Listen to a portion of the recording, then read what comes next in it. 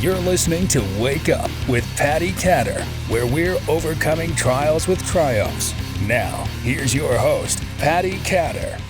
Hello, everybody. Thank you for joining me again on Wake Up with Patti Katter. Of course, I am Patti Katter. Today I have with me John Shattuck. John, welcome to my show.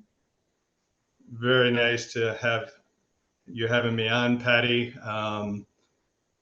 Just so for the audience sake, I met Patti in mid-June, I believe it was, in Washington, D.C. At the Gold Institute Black Tie event, where we had a roundtable discussion on matters pertaining to the U.S. involvement overseas and, the U.S. In general. And we met at that event where I was a board member of the Gold Institute. But I'm John Shattuck, 58 years old,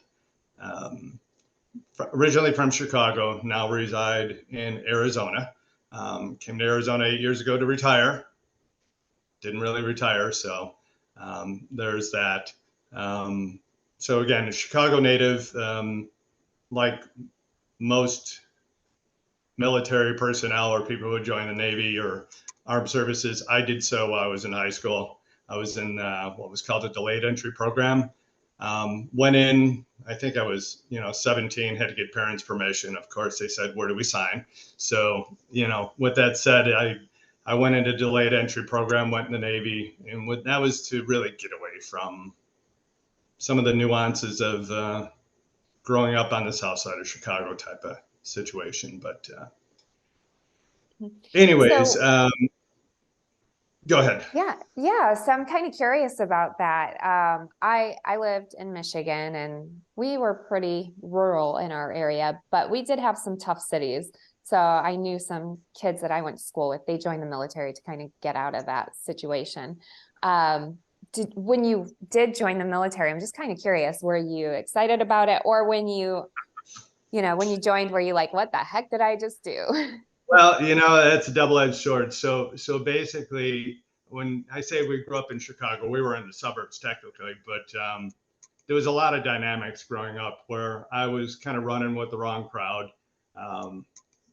dodging bullets. It was a wake-up call to go, okay, I need something different. Me and a buddy went over to the recruiting station, and this is a story that exists with a lot of people in the military. At that time, this is like 1983, you walked into a building and each recruiter was in different like offices and the same strip mall type of thing, right? So, I walked in, looked at the Army, that looks interesting. I looked at the Marines, thought, yeah, I can do that. But then I was really interested in the Air Force, or not necessarily Air Force, being an airman or doing something relative to aviation. Went over to the Air Force, nobody there, nobody there to talk to. I went, okay, that's a sign. Walked past the Navy and I see this burly guy, he had a beard, and it was interesting. It was a recruiter, he had sleeves, tattoos on his arms. And I thought, yeah, I can do this. And we hit it off, and actually I joined the Navy. And it's kind of a funny story because back in that year or right around that time, you can still have a beard. Not in special ops, just in general, you could wear a beard. I thought, that's where I'm going, and I can travel the world. So me and a buddy of mine, we actually signed up together. He ended up doing sub duty, and I went Naval Air. But so that's the story of joining the Navy. But the Navy gave me an experience, woke me up, afforded me an opportunity to see the world. My Navy career was, uneventful and not a long-term thing. It was more inexperienced out. And then, I started with my life. But the Navy taught me to be self-sufficient and again, woke me up to seeing parts of the world that I thought were our allies. And they still, even back then, kind of looked at us a little bit differently. And I thought, so, and in fact, when I was in the Navy, we went to, this is a little personal, but we went to one of our ports was, in Italy, and I was in a USS Nimitz, and we had pulled into port. Apparently the Nimitz hadn't been in port for I don't know if they had said years. I don't know if that's true or not. But we had an opportunity to go to the Vatican. And there I was in St. Peter's Square with a group from the Nimitz, and Pope John Paul was there. And he came right up to me within the crowd and just, kind of blessed me. And I wasn't baptized. I wasn't confirmed. I had no religious background. And that was kind of my point where I looked up, saw the apostles, and thought, boy, is there more to this? And so that was 1984, 85 maybe, when we were in port. But so that kind of led to some of the circumstances, fast forward 10, 20, 30 years later. But I don't know what else I can go on with the story, but you let me know where you want it to go. Well, I really am kind of curious too. So you were saying basically you didn't feel like your Navy experience was very long lived. What in the world were you thinking when you were getting out of the Navy? I guess that would be my next question. Getting out was it was more of a transition. There was some things that happened, nothing terrible, but I knew what I wanted to do. I knew I was a doer more than a follower, I guess I would say. So when I got out of the Navy, I went in business for myself, kind of right out of the gate. I, started my own business, but I met my wife, which we've been married for 32 years. And that's where the story begins, because what had happened is, early on in life, I was always involved with things that were, if somebody was wronged or somebody was bullied, I just wouldn't put up with that. And, so I got in a few fights, and it was more defending people, and, never really looked at it that way at that time because it was like a defense mechanism. So just consider, looking at the Navy, look at me at boot camp. I'm that guy with that grin on his face where the company commander's yelling at you. And I'm like, that's all you got? Really? Like, come on. But, not to diminish their tactics, but, my childhood was one that was, I was kicked out of high school 2 times before I even went to Navy. And I went back to high school to finish, to prove them that I can do it. And, didn't go out with the GED, actually went out, graduating, had to repeat my senior year and night school and summer school. And that was during a delayed entry program. They said, you didn't need to do that. But I said, I'm going to do it.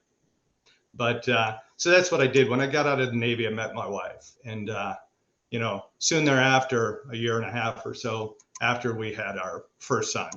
And this is where I get it's a little hard for me to talk about it, but our first son, it changed my life. And he got sick when he was about a year and a half, 2 years old. And I knew it, there was something wrong. And he was diagnosed with leukemia. And that was 4 years of hell. It was 4 years of hell. I got very involved in, as I usually do, advocating. When somebody tells you your son is ill, or somebody or yourself, a lot of people just say, trust the doctors. And I understand that, but I'm a trust but verify guy. And so right out of the gate, I walked around with bone marrow slides of my son's aspiration to determine what type of cancer he had. And he had a very rare form, one found in about 100 children a year. That was a chromosomal translocation. But I became immersed in understanding the dynamics of his treatment, his diagnosis. And I actually found a physician who was what they call a pediatric oncology investigator, not just a treating physician, but the person who actually writes these protocols, an amazing doctor out of Syria, who came to the United States and said, I know they're telling you your son has this particular type of cancer or developing in, but we believe it to be something else. And that man saved his life. And we're close to this day. Hence me talking to you today was, and I'll kind of fast forward and go back, but the reason why we're talking today, I don't do many of these because I'm a behind the scenes kind of guy, But on July 1st, my wife fell, while we were up in northern Arizona, broke several bones in her body, basically her whole left side. While I was caring for her, I started getting super tired, and like I'm always going, and it was as if somebody just throttled me down and I hit a wall, and I knew something was wrong. Went to the doctor at Mayo Clinic. They said, "You're exhausted. You're just burning the candle at both ends. You need to slow down."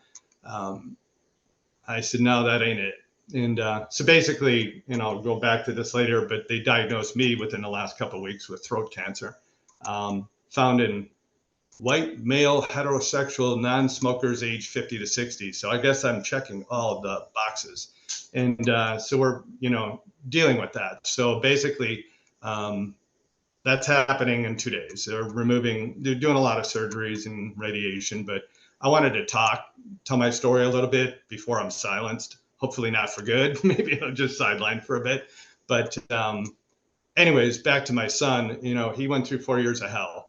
And, when he was going through his treatment, I was that guy that back in the day, computers in the 80s were just kind of evolving, right? So nobody had a laptop per se. Maybe they were just starting to come out, but, many people didn't have access to that. So I was in the physician's library every day for like 9 months while my son was inpatient. And I was pulling looking at thousands of abstract case studies, pulling microfiche down, looking at articles, understanding what his type of cancer was. And the hospital at the time, I would sign in. I would just, I'm a rule follower. So I walked into the library and I'd sign my name. And I did this for months until one of the people in the library at the hospital said, "Dr. Shattuck, I noticed you're just signing John Shattuck." I said, "What do you mean? I'm not a doctor." I'm not a doctor. I'm the parent of a child that's up in the cancer ward. And they allowed me to continue to be in there. But that's kind of the way my life has went. I've had opportunities to do things where I wasn't like formally trained, but I was going to learn on the fly. So anyways, my son went through that journey. He came out the other side. He's 30 years old now, has two children. But that experience and that involvement, I had a very successful business at the time, and I realized, I need to start focusing, not that I didn't focus on my kids because I was there every step of the way, but, I needed to change gears and start giving back. And so during that experience, I met somebody, and we all meet people, or I hope we meet people that will say, "I'll follow that person to the ends of the earth." And that was an associate pastor at our church who was just newly ordained. And he's now the bishop of an archdiocese outside of Chicago, the Joliet Diocese. He introduced me to charity and giving back because I wanted to do something. And that's where I found my niche. And my niche wasn't a monetary side of things because I always allocated so much money per year to travel and donating my time, time, talent, and treasure. And we started doing that. And I started doing that with the assistance of this particular pastor who was very close with an institution called Nuestros Pequeños Hermanos, which is our little brothers and sisters. And they've been around since 1954. And what they would do is they would educate and take in orphan and abandoned children in 9 Latin American countries. So I said, I'm all in. I want to go see. But most people would just donate or spend a couple weeks. I went down, and I went down for years. And what I found was that there was an extreme need. And I'm not a fundraiser per se. I don't really get involved on the monetary side of things because I feel that, I'd rather have people, donate product or time for something. And I realized I had a niche for something. And that was getting corporations and individuals to purchase things rather than give us money and, help not necessarily sponsor a child for $30 a month type of thing. It was, no, here's a container full of food we purchased. Would you pay for that shipping? And I started doing that in 9 Latin American countries. And it was astounding. And it was amazing to see the work that was involved in finally an institution that's putting their money where their mouth is, and they were so open and transparent. So I became uber involved in that institution as the board chair out of Chicago. But I was the logistics guy. So I would go down, I started visiting the country, seeing what they needed, and went back and, kind of pulled things together. So during that experience, though, you're working in a lot of hot spots. And I landed in Haiti, which was one of the 9 countries we work in. And Haiti changed my life. And Haiti changed my life, and it was prior to the earthquake of 2010. It was, talk about like sensory overload. It was just, good and evil. I mean, we were seeing the good in people, we were seeing the evil in people, we were seeing, the poorest nation in the Western Hemisphere, and that's before the country fell apart. And, we did a lot of good. We'd been down there for decades before my introduction, and we sent over $30 million in aid down there, not in money, in actually things, whether it was medical supplies. So I started collecting shipping containers, 40-foot shipping containers, going down to address the earthquake in 2010. And I found that hospitals and networks in the United States, everything is so litigious. So there would be, medical equipment, not necessarily meds, but medical equipment, beds, and, services that would otherwise expire, that were still perfectly good. And they were going to put them in a landfill. I decided, well, what can we do with this? I went back down to Haiti, and we had the only free children's hospital in the country, which ended up being ground zero for the United Nations and the US and the Italian military during the earthquake. And I was right there in the thick of things for a long time down there. And we just kept shipping these containers down, and, the airport was destroyed. The port was destroyed. So we would actually have to take it into the Dominican Republic, and I would escort these things overland, and we'd get them over into Port-au-Prince. But Haiti changed me forever, because I lost several friends during the earthquake, Americans and Haitians. But during that work in all these Latin American countries, Americans go and travel with the false impression that, hey, I'm an American, I'm safe, I'm exempt. The State Department, our government's going to help me if somebody extorts me or kidnaps me. Well, I'm here to tell you that very few times do administrations really get involved in that aspect. And I can understand to some degree, because, if you're traveling into an area that there's warnings, the same way when you're in the Navy, if we pulled into a port and they said that bar's off limits, you're screwed if you get caught over there. Well, half the Navy guys are going, well, that's where we're going. But, with that said, I started getting involved with, in Haiti, a number of Americans, even in 2010, 11, 12, were being extorted and kidnapped. So they had desperate people doing desperate things. And it started with me helping a priest out down there that just, the man was amazing. He still is. He's Father Rick Frechette. He's a passionist priest that became a doctor at age 40, and built the only free children's hospital in the country. And, his following is like nothing I've ever seen before. So in a sense, I was kind of one of his, underlings, and I was watching him navigate the nuances of helping people at the same time Americans be getting in trouble, and his attention was diverted because he would have to address with the gangs or the corrupt officials that were extorting these Americans or, arresting them. And I helped him. I watched him and I helped him for a bit. And then I became the guy. I became the guy about 2011 or 12 when 2 Americans were taken, Stephen Parker Shaw and Zeke Petrie.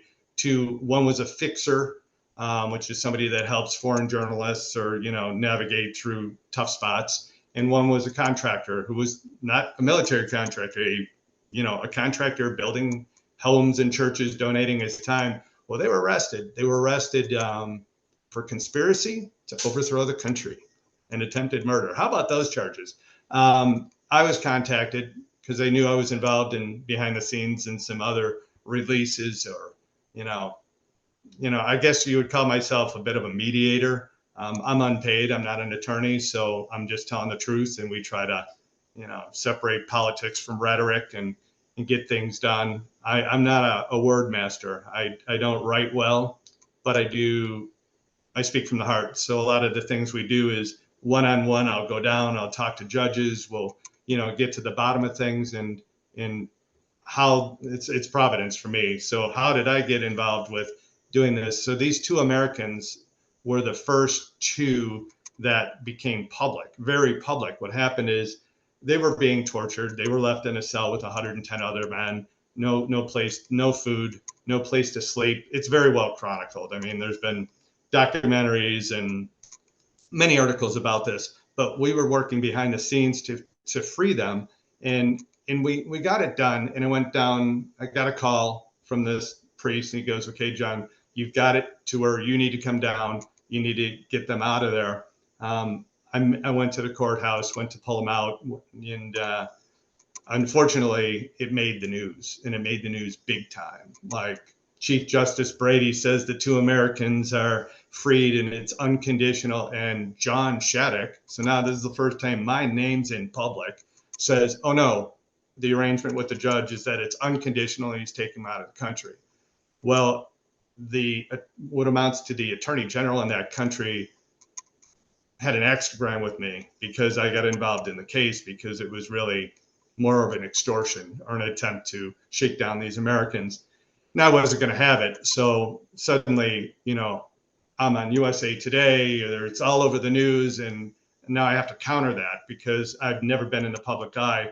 We had to write articles in response to that to kind of explain what was going on. And so that's how I became public, in a sense, helping these folks. But shortly thereafter, I get home, settling down, trying to process everything I just dealt with in Haiti. And I get another phone call.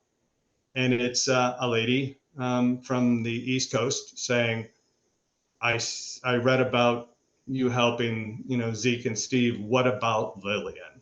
And I said, "Who's Lillian?" Lillian Miller, African-American woman from Washington, D.C., was starting a housing program. I sent you the link on a little documentary we did about this. And she was extorted by the same person, the same government official. And they had tortured her. They had raped her. They left her to die.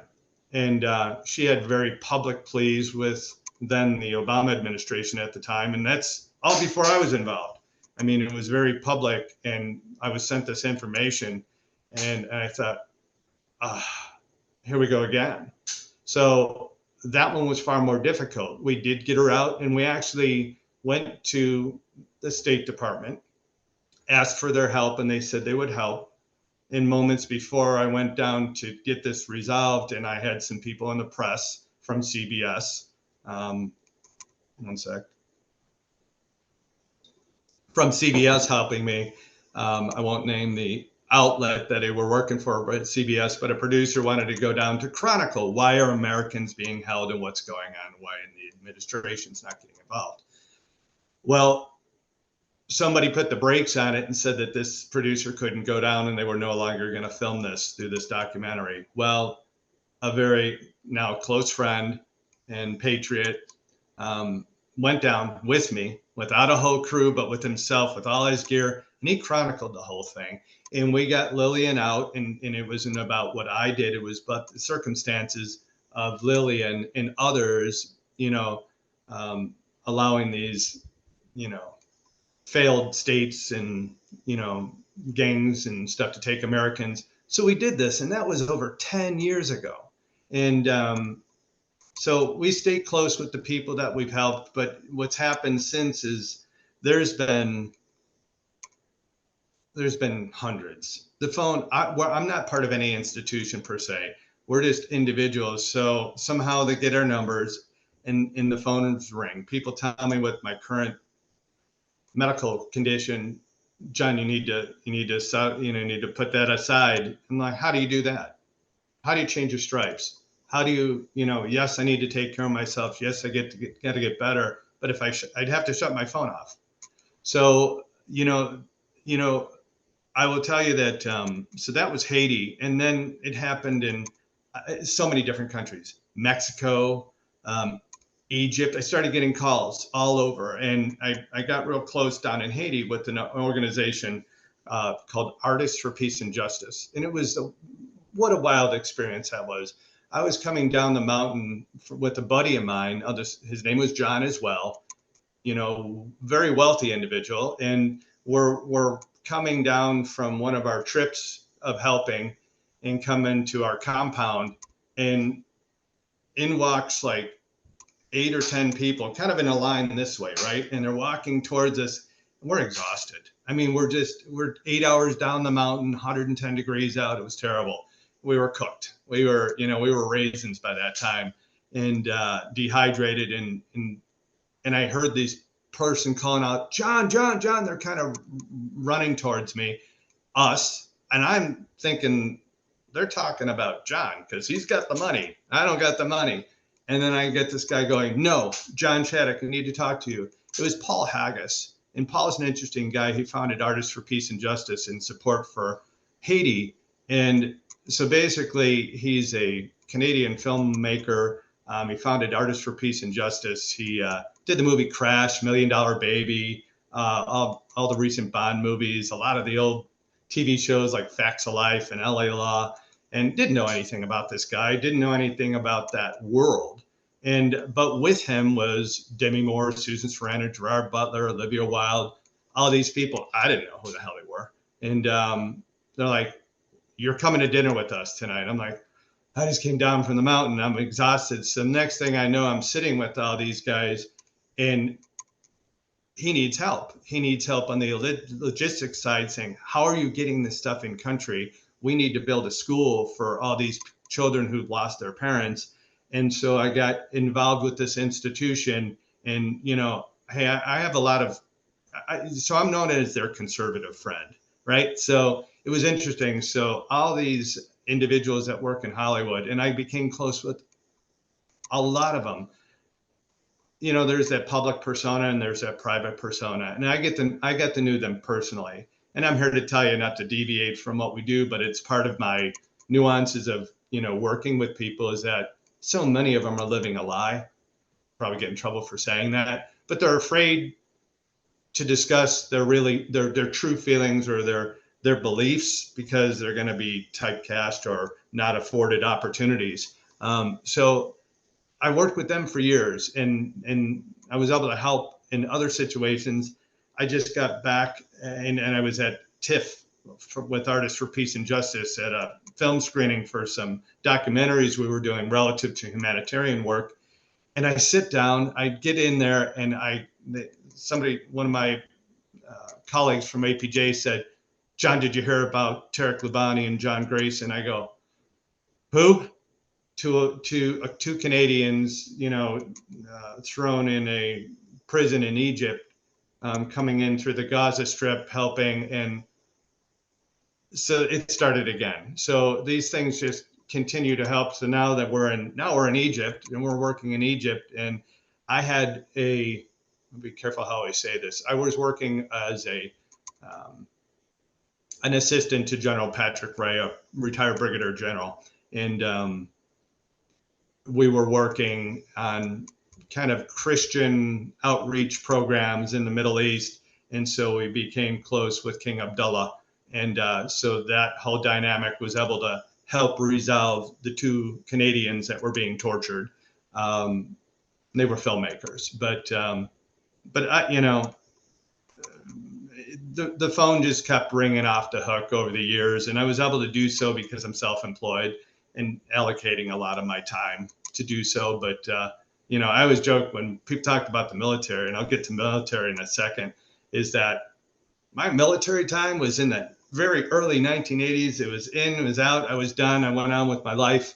And, but it certainly propelled me to be my own man and taught me to be self-sufficient.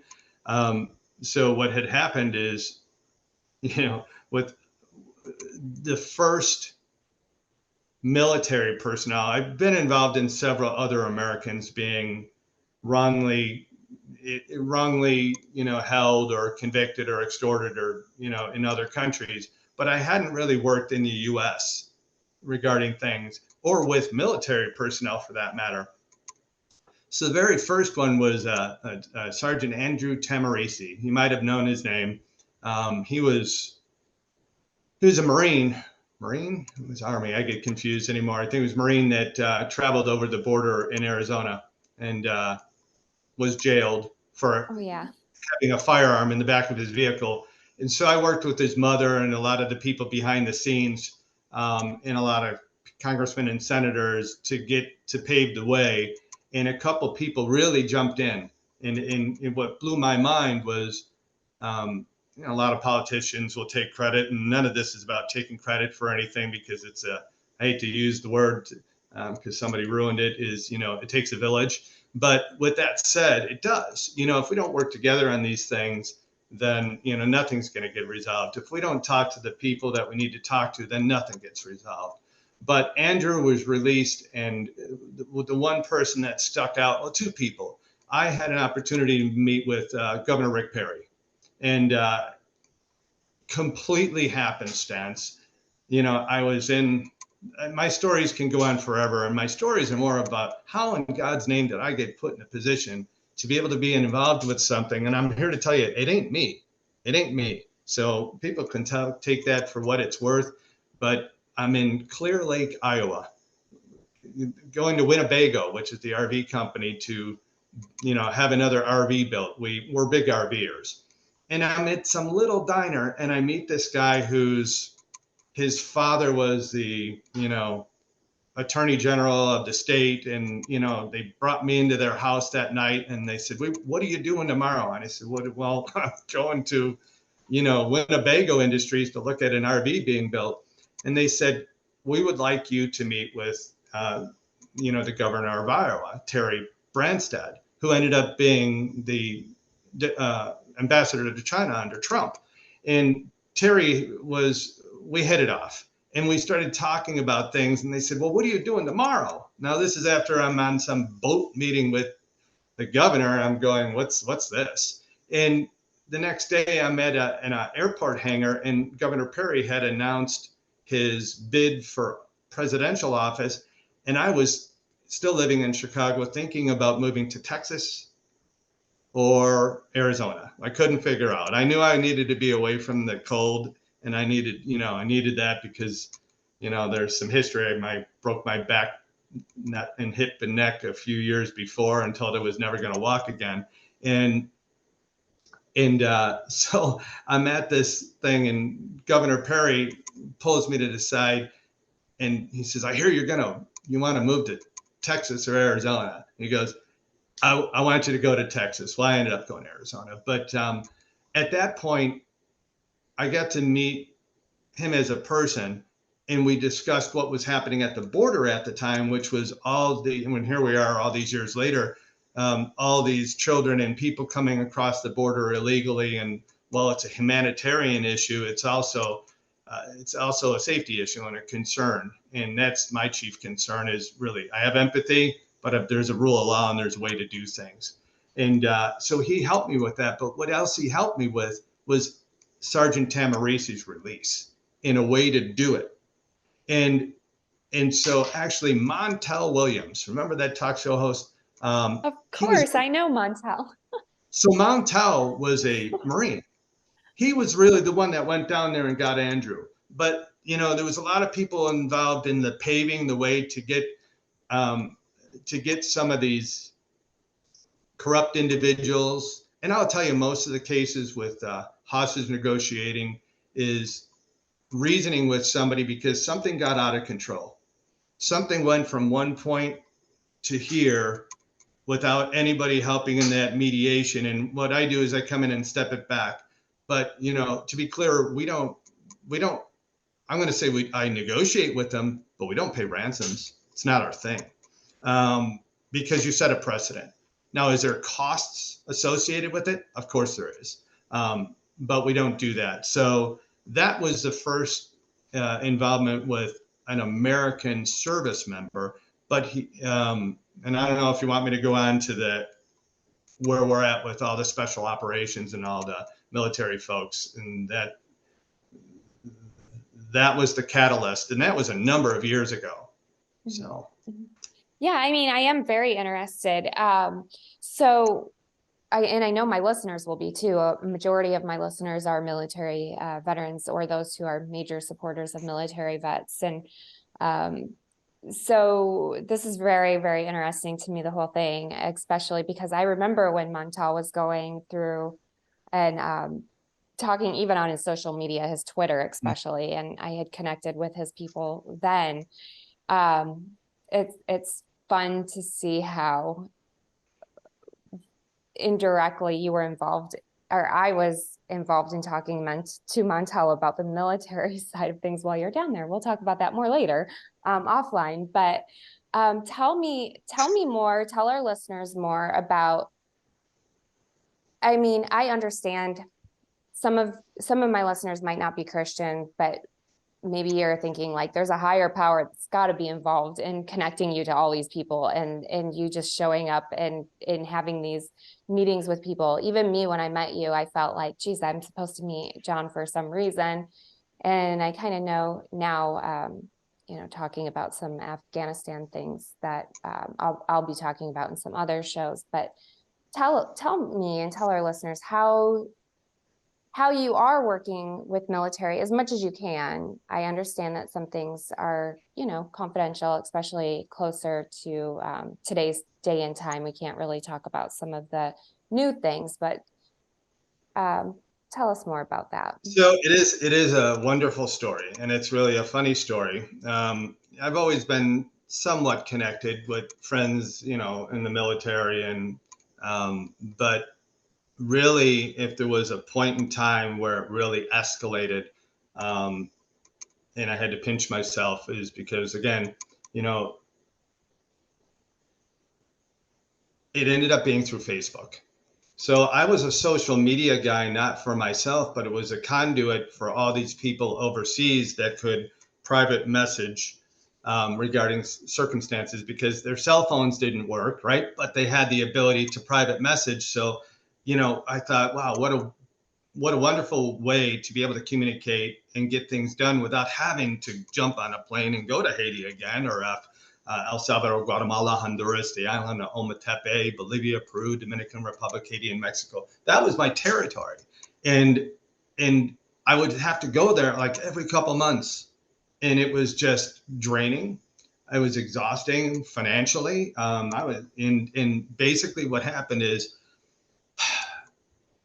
a buddy of mine, a state trooper friend out of East Coast, had said, "Hey, John, I know you're involved with a lot of things, but you need to meet Johnny Walker." This is I back love here. Johnny. So Johnny, what happened is, and it's an amazing story, and it's almost like a mini series, the way that we met. So basically, and this is long-winded, but I'll tell you, it's a good one. A friend of mine said, "You really need to meet this guy, Johnny Walker." And if you see on my kind of the thing we're doing to help with our family, my wife kind of put it into perspective that, yeah, I'm a talker. I'll talk to anybody. And, most of the time we'll hit it off. If you like me, you like me. If you don't, you don't. I don't, I'm not going to be offended, but we wear our heart on our sleeve, and we just do what's right and just. And that's that. But I was introduced, a buddy said, "You need to look into this Johnny Walker." I'm like, "Johnny Walker? What the hell is that?" Was he a drunk? And so basically I reached out to Johnny. I don't know how many years ago it was. I'm going to say 7, 8 years ago. And so Johnny, we became friends on Facebook. And, Johnny's got like 5,000-10,000 people who follow him. And I thought, who is this guy? I understood some of his relationships with the teams. And so basically I had reconnected with, and not going to use full names in this, but I had reconnected with a friend that was the sister of a patient my son's age when my son was dealing with leukemia, and she had joined the Navy. years later. And now she was working at a rather high level in the Navy. And I knew she was in San Diego and Johnny was in San Diego. So I'm going to go visit a friend that I hadn't seen in, people are going to say, you got to be making this up. Swear to God, people can vet it all they want. This is how this rolled out. I go to meet my friend that I hadn't seen since she was a little girl, and now she's in her 30s, and she's, 17 years or 16 years in the Navy at that point in time. And I'm going to go have lunch with her, and I tell Johnny, hey, I'm going to be in town. He's like, yeah. Well, Johnny, it's usually an explicit, yeah, come on over, let's have a barbecue. And I said, all right. So, but I had to meet with Rachel first. So I saw Rachel and her family, and we hadn't seen each other in decades. And now she's in the Navy, and she proceeded to tell me that, some of her choice to join the Navy was based off of what she had heard from me years ago. Not everything, just an element of, hey, I think I might join the Navy type of thing. And I think she was like 16, and she did. And anyways, me and her go on a hike, and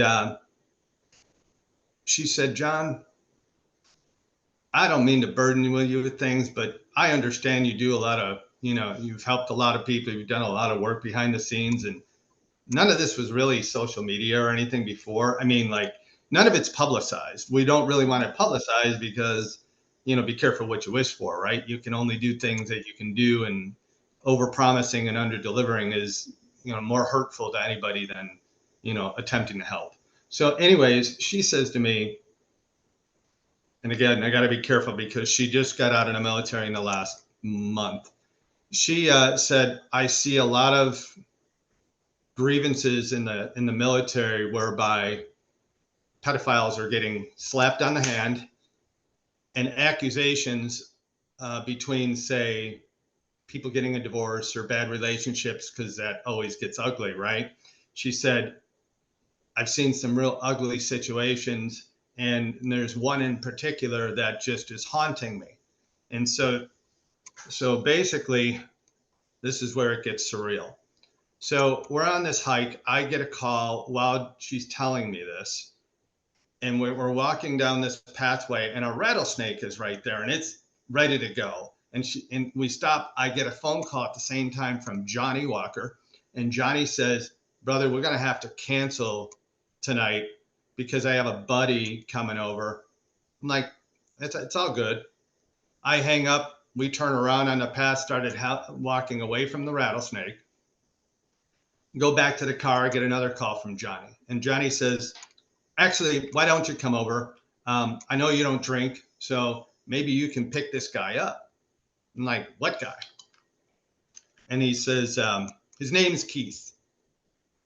I'm talking about Keith Berry. And I said, okay. So he goes, he'll give you his info, go over to Coronado, pick him up.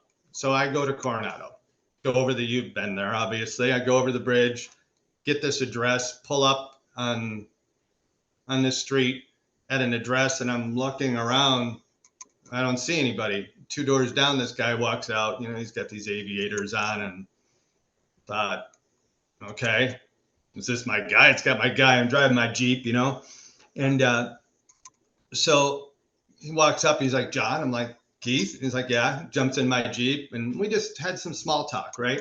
We're on the way up, and I'm like, well, he's still got his haircut, and, and the aviators on. I'm like, know nothing about him. And he says, and I said to him, well, where are you working? You out? He goes, just getting out. And I said, okay. I go, where are you stationed? He goes, I was just at the brig.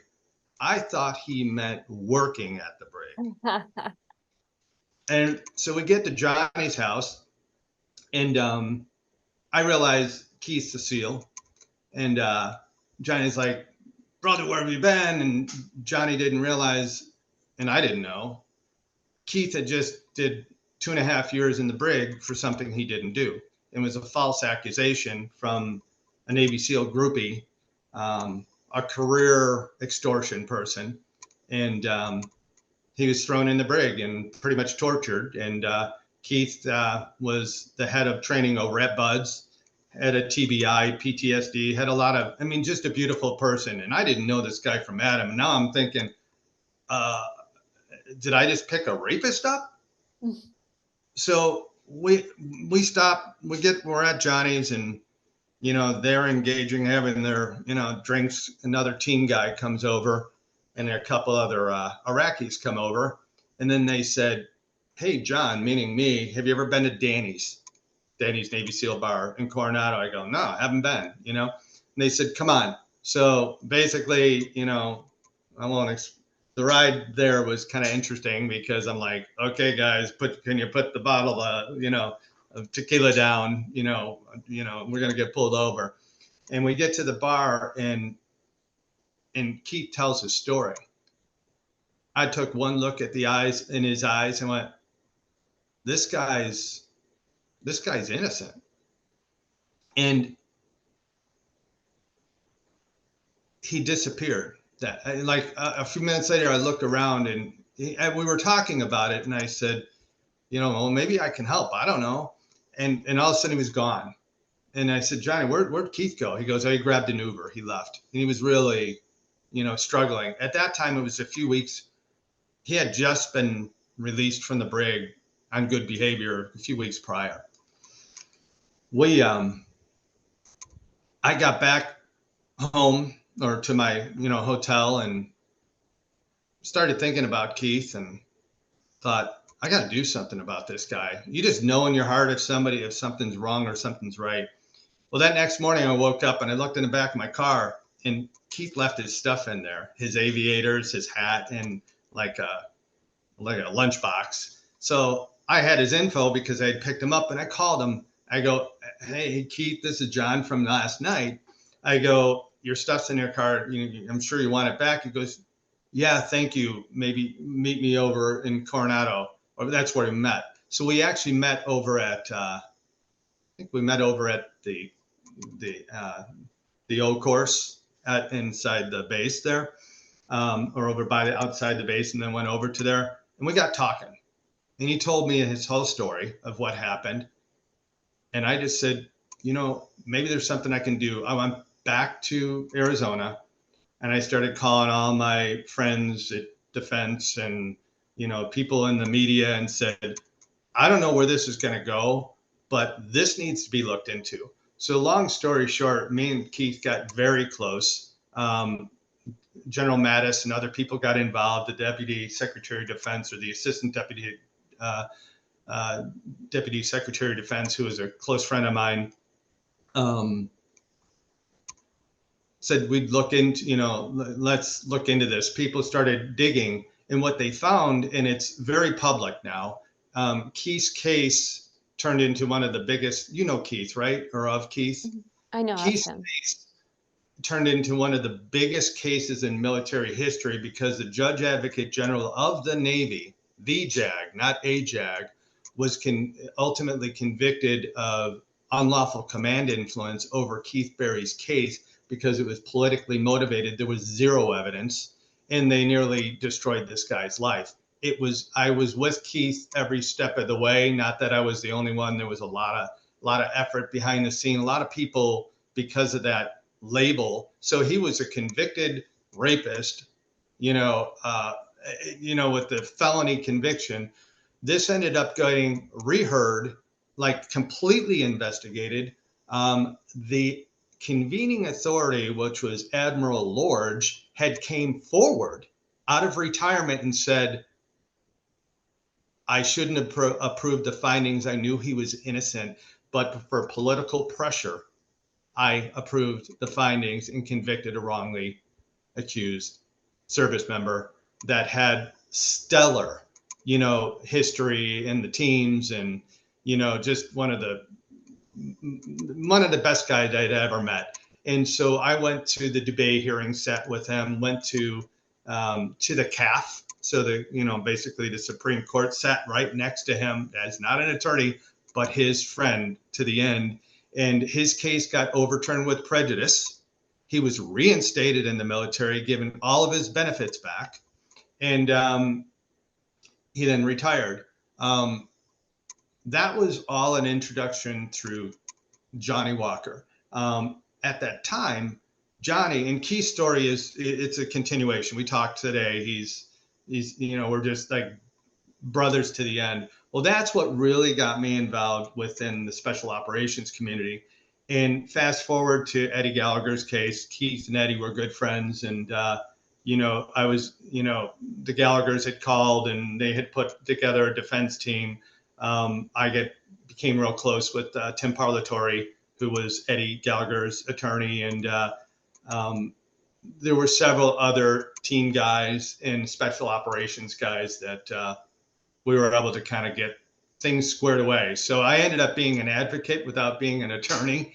And, whatever that is, providence or, karma, is that as a non-attorney, what's the harm in somebody listening to me to try to express what we believe the truth is and to start digging into things. So that's been a continuation. And then we got really close on other cases, helping people. I won't name some of the other cases. They're all very much public, but we were doing it behind the scenes. And I was doing it behind the scenes because what had happened is not all press is good press, right? So suddenly you become a target if somebody believes that person should have been convicted or whatever.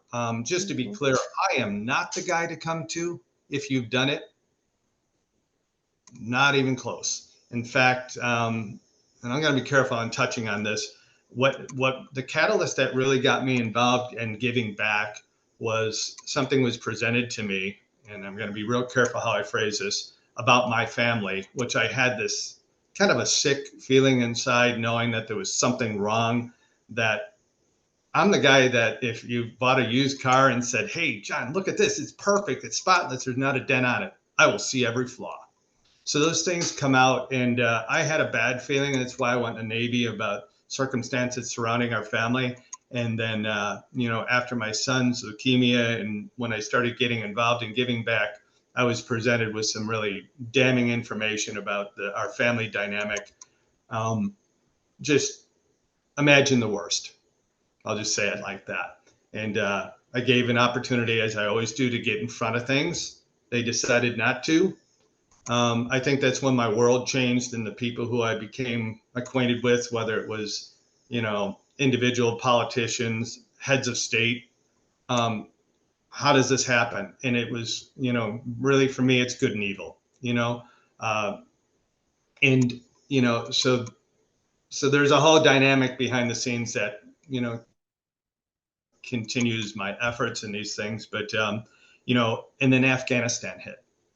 So May, and this is a chapter in itself. I don't know. I mean, it has to do with the hundreds of people we pulled out of Afghanistan. But if you want to hear that story, it's really interesting how it rolled out. And that's, and that was May of 2020. I lose track of dates, but I was contacted through a friend who said, "Hey, there's a Major Tom Schumann out of Illinois, where I used to be, is trying to get his interpreter out of Afghanistan." And Tom was an active duty, and still is active duty. And, active duty personnel are kind of restricted in what they can and can't do because they're active duty. But people like myself, I was an E-nothing when I got out of the Navy. So it was just like, what are they going to do to me? They're not going to, what benefits are going to, what are they going to do to me? I've been self-made ever since. Not that I have anything, but I have no worry of, having, people in pensions coming after me or something. So basically what happened is this guy was trying to get his interpreter out. It was quite public at the time. And this is May, so before September of the exodus out of Afghanistan.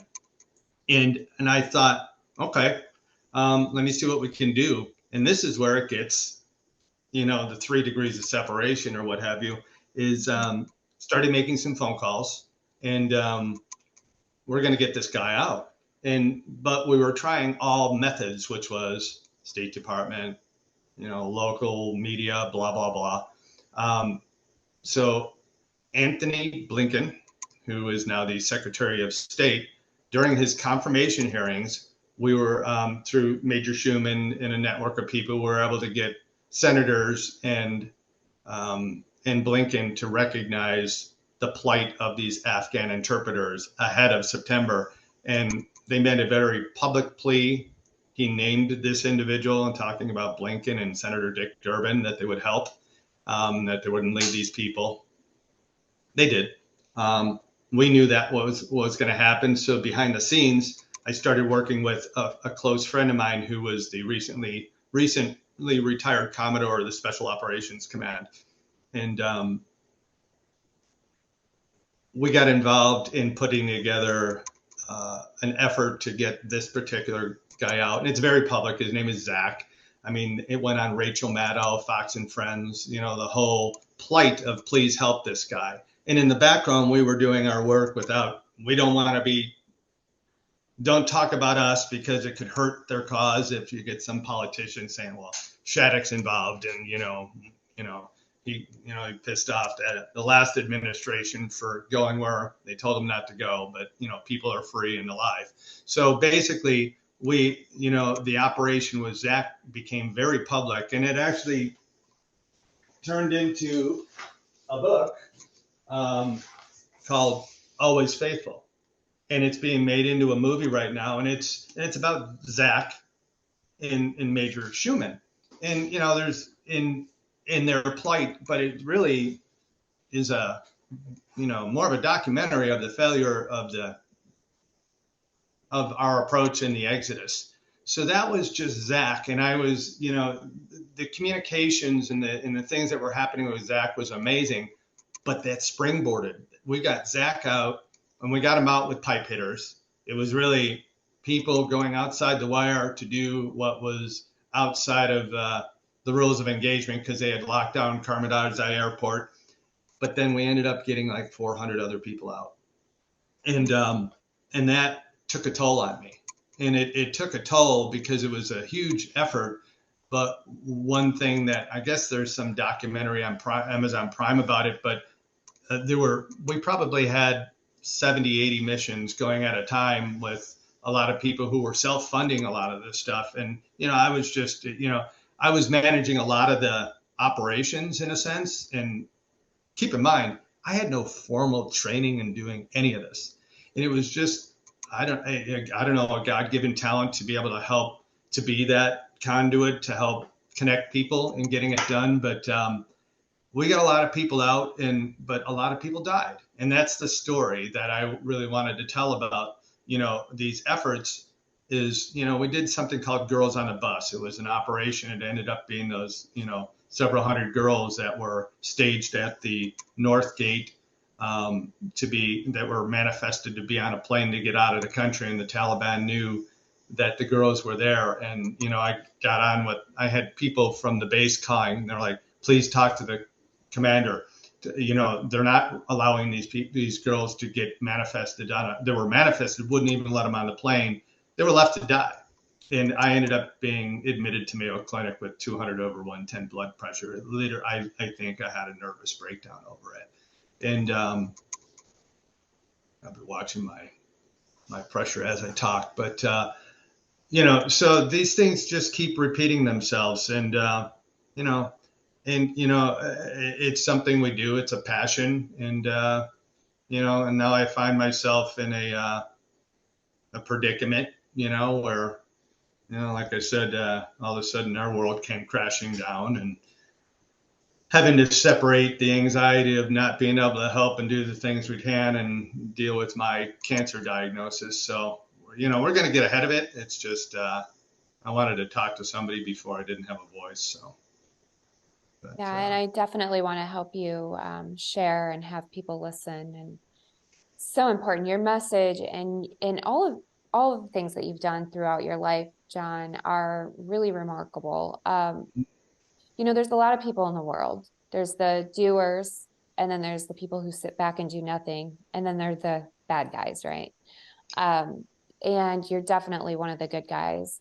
One of the things that I really want to encourage you on is you do have such a passion to help other people. I am sure you're going to come through like a trooper on this whole treatment process that you're going to have to go through. Um, I'm going to be sharing your GoFundMe. I donated a little bit today, and I was very happy that you decided to go ahead and let people fundraise for you, because one thing I do know about you that you haven't really talked about a whole lot, you barely touched on it, was, you've donated so much of your time, your talent, your resources. You've given so much financially. I've been there myself at a point where you just give and give and give.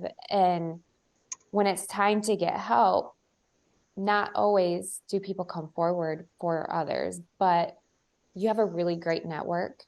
And I want to encourage my personal network to also donate. Not only did you go through all of those things with your son when he was little, and then your wife had that accident a month or so ago, and now you have this diagnosis on your shoulders, and I know it's not easy.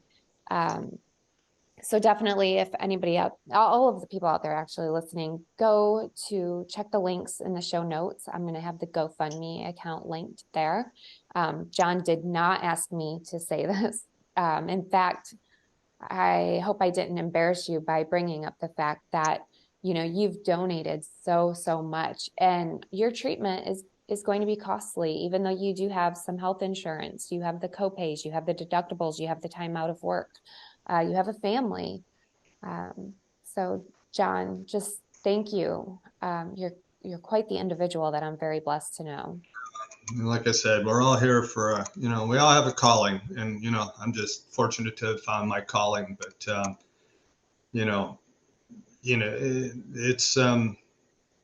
it's amazing to see the network that's kind of pulling together. And, frankly, talking to my wife this morning, I've told a number of people that, I'm not the ask guy, I'm usually the being asked guy, but, yeah, it's a tough one, because, the medical side of things, and, we'll get through it, and we have, good doctors, good insurance, but, there's a lot of other dynamics that I can't talk about that are at play, because, just imagine, I think I talked to you about some of the evildoers who are trying to come at us for, trying to help people. And,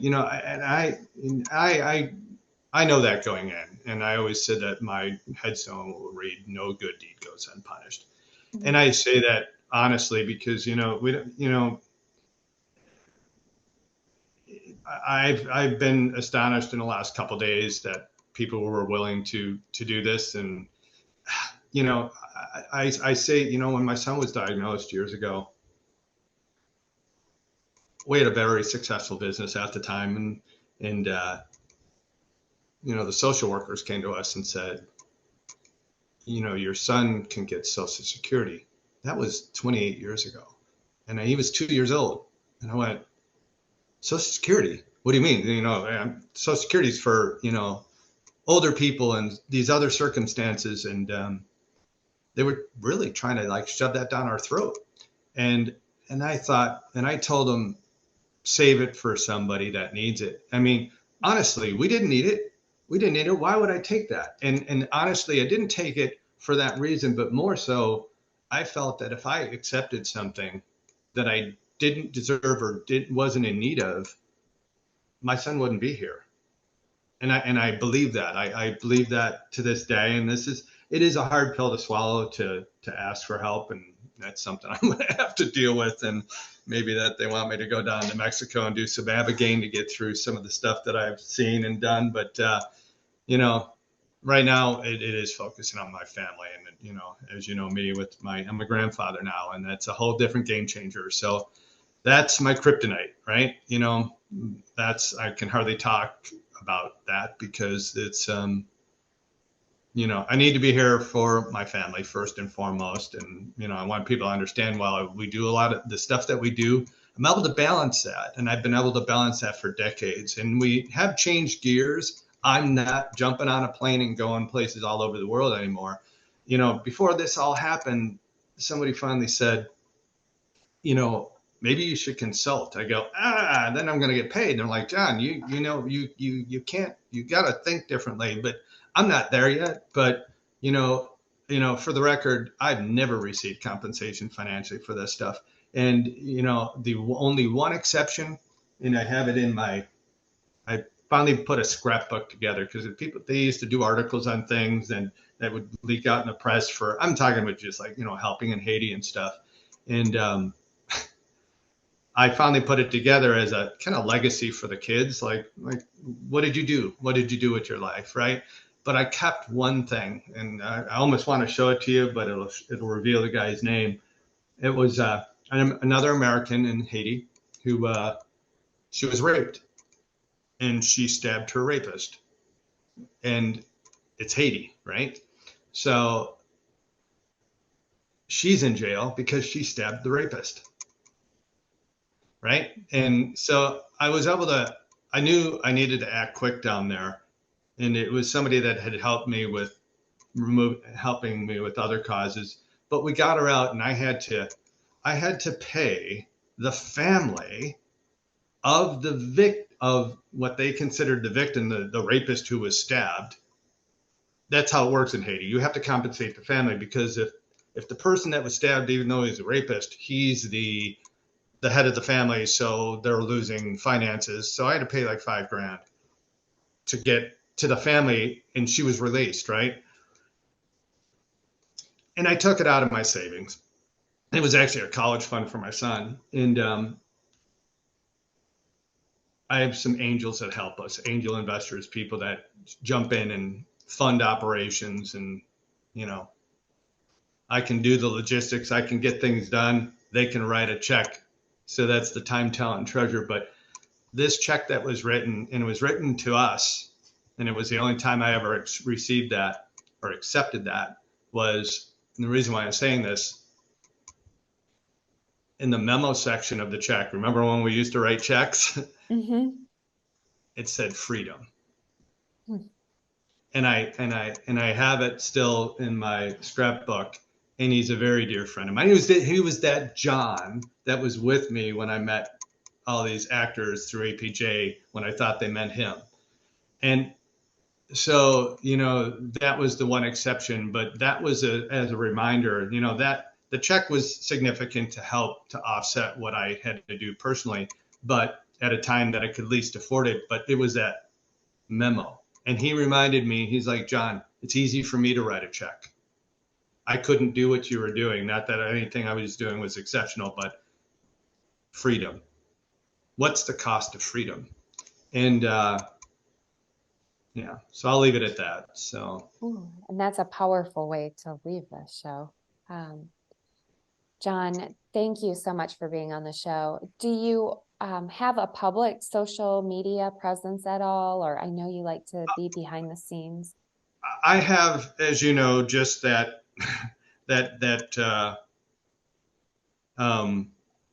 Facebook page is all we have. There's people that are tech savvy are building out finally a website, apparently, because they want to chronicle some of this stuff. Because basically what's happening is, yes, you can share my Facebook page, because my Facebook page is really more about these efforts, not necessarily my efforts for funding a GoFundMe, but they kind of chronicle a lot of the stuff we're doing. So that's the page we have. There will be a website up, and that website's going to be up soon. And that's really important because I have to hand off. So just this past week, I got a call within hours of the American being kidnapped in Haiti. An American nurse, white American nurse with a fork.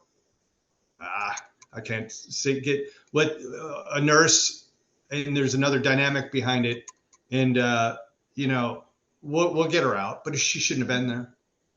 And she's in a tough spot, but she shouldn't have been there. But we were able to hand that off. And what this website's going to do that they're building out is that while I'm going to be down for several months, I'll have a feeding tube next week, which the operation is easy.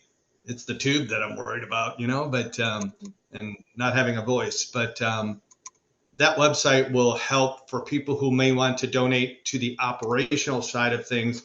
And we've named several institutions that we work with. So we don't go in as cowboys. So a lot of the special operations guys, I do work with a lot of the, because of Afghanistan, a lot of the active duty, command master chiefs and different things. But we do that on the private side. So there's going to be a website available hopefully in the next week to be able to answer that side of things, because I'll be down, but I won't be out. And I want to make sure that efforts continue. If they come in through, we're not advertising, but they come in through my phone and in my emails, those will be directed to somebody who will manage while I'm recovering. And it'll go into a formal website. And we probably should have done that years ago, but there's been no time. There's just simply been no time. I work on scratch pads and I throw them into a folder, and that's an operation. I mean, I'm kind of old school. So, that's my visual side of things. So I think I'm a little ADD or dyslexic or what have you, but, and I could say that because my kids are. That's okay. I'm all of the above. And I believe that's where they got it from. So it kind of resonates. Oh man. Thank you, John, so much for being on the show. If you're watching and listening, you're going to be able to find John's links in the show notes. John, thank you again. And we wish you a very, very speedy recovery. We'll be praying for you and sending good thoughts your way. Thank you for being on the show. And everybody, remember, it really is about freedom. I thank you so much, Patti. And it was a pleasure meeting you. And I know that meeting you was it was something that was meant to be. So it's not happenstance, right? So that's for sure. We got a lot more work to be done. And thank you for doing what you're doing. Thank you. Absolutely. Thank you, everybody, for listening. Until next time, be sure to go back and listen to older episodes of Wake Up with Patti Katter. I appreciate you all. Have an amazing rest of your week. Thank you for listening. Please head over to pattikatter.com for the latest updates on Patti, her talk show, and what she's up to. You can also find her on Amazon TV and Roku, and on Facebook, Instagram, and Twitter at Patti Katter. Until next time.